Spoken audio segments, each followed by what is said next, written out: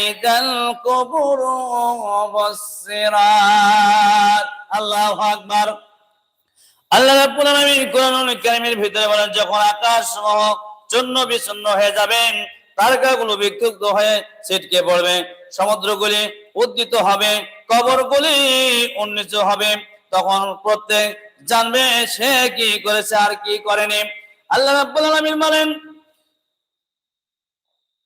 ইয়াউমা ইয়ানাতু আস-সামাa'u কাতাইয়িস-সিজিল লিল-কুতুবি, সেদিন লিখিত দপ্তরে ন্যায় আকাশ মণ্ডলী গুটিয়ে ফেলবে, সবকিছু ছন্ন বিচ্ছিন্ন হয়ে একাকার হয়ে যাবে।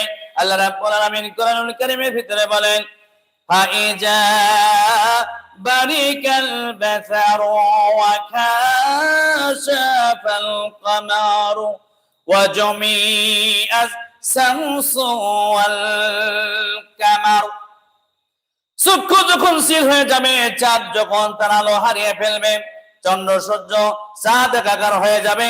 আল্লাহ রাব্বুল আলামিন